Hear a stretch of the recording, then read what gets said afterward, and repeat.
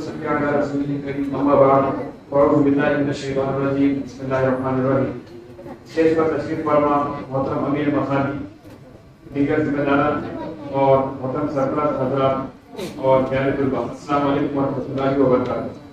آج مجھے آپ کے سامنے جس موضوع پر پوچھنے کا موقع ملا ہے وہ ہے طلباء تنظیم Student Islamic Organisation of India SIO کا کارڈ. سب سے پہلے تو میری گفتگو کے دو حصے ہوں گے. گفتگو کے پہلے حصے میں ہم یہ سمجھیں گے کہ SIO اسلام کا مطلب کیا ہے، اور گفتگو کا جو دوسرا مختصر حصہ ہوگا اس میں سمجھیں گے کہ اس تنظیم کا مشن کیا ہے. اسٹوڈنٹ یہ اس بات کا اظہار ہے کہ طلباء ملک و قوم کا سب سے قیمتی سرمایہ ہے. عمر کے most energetic and most productive دور میں ہے. یہ سماج کا مستقبل ہے. کوئی اچھا یا برا انقلاب دنیا میں ان کی جدوجہد کے بغیر نہ آیا ہے اور نہ آ سکتا ہے. اسلامی کے اس بات کا اظہار ہے کہ ہم وقت کے چلتے پھرتے نعروں سے مروب ہونے والے نہیں ہیں.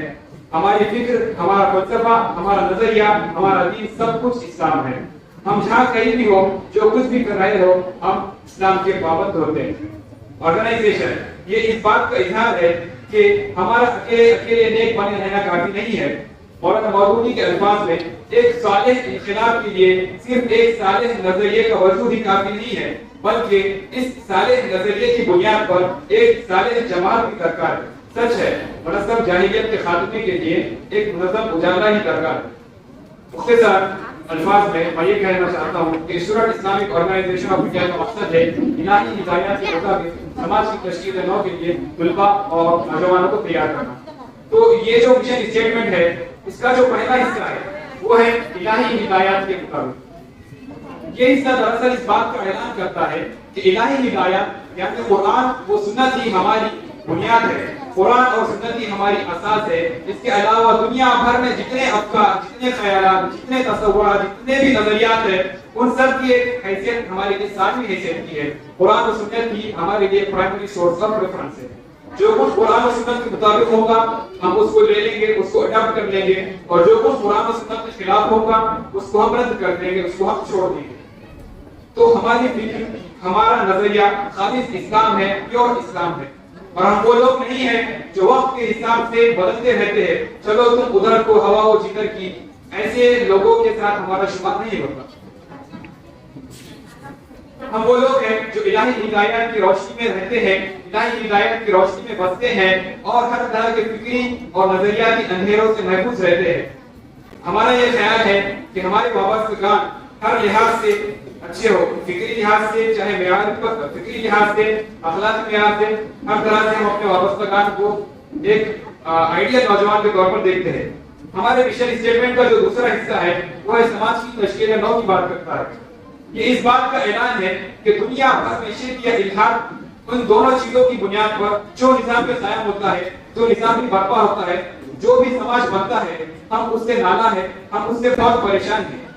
ہمیں غم ہوتا ہے ان نظاموں کو دیکھ کر. اس نظام کے نتیجے میں جو ظلم ہوتا ہے، اللہ تعالیٰ کی زمین پر جو فساد برپا ہوتا ہے، اس ظلم، اس فساد، اس استحصال، اس ایکسپلائٹیشن، اس ہیومن رائٹس وائلیشن سے ہم نفرت کرتے ہیں. ہم سب نفرت کرتے ہیں. اور اس فساد فی الارض کو ختم کرنے کے لیے، اس ظلم اور اس ناانصافی، اس حقوق کی پابندی کی وجہ سے ہمارے اندر ایک چبھن محسوس کرتے ہیں، ہم ایک اڑن محسوس کرتے ہیں. اور یہ چبھن، یہی اڑن ہمیں آگے بڑھ کر اس فساد کو ختم کرنے کے لیے جدوجہد کرنے پر آمادہ کرتی ہے. ہمارے اس مشن اسٹیٹمنٹ کا جو تیسرا حصہ ہے وہ ہے طلباء اور نوجوانوں کو تیار کرنا. ہمارے مشن کا تیسرا حصہ ہمیں طلباء اور نوجوانوں کو تیار کرنے پر ابھارتا ہے.